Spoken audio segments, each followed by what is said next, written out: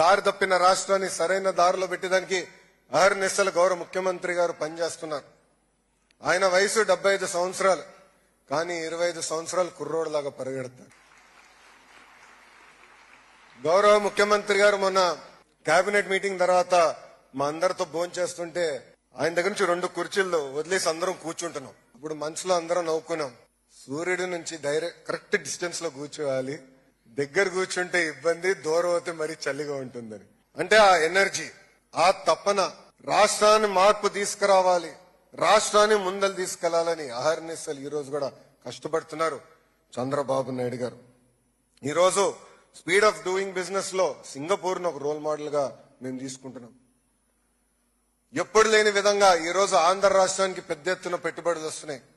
ఒకే రాష్ట్రం ఒకే రాజధాని కానీ అభివృద్ధి వికేంద్రీకరణ అనే నినాదంతో మేము ముందరికెళ్తున్నాం. టీజీ భరత్ గారు ఉన్నారు ఇండస్ట్రీస్ మంత్రిగా.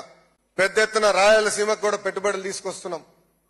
ఈ రోజు మీరు చూస్తే అనంతపూర్ కి కియా వచ్చింది, కర్నూలు అనంతపూర్ జిల్లాకి పెద్ద ఎత్తున రెన్యూబుల్ ఎనర్జీ ప్రాజెక్ట్స్ వస్తున్నాయి.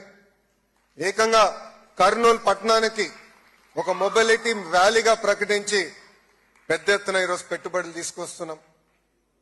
ఇంతేకాదు కడప చిత్తూరులో ఎలక్ట్రానిక్స్ మ్యానుఫ్యాక్చరింగ్ కంపెనీ, నెల్లూరుకి ఇప్పటికే పెద్ద ఎత్తున పరిశ్రమలు వచ్చినాయి, ముందలు కూడా వస్తాయి. ప్రకాశం జిల్లాని ఏకంగా సిబిజీ హబ్ గా మేము నియమించుకున్నాం.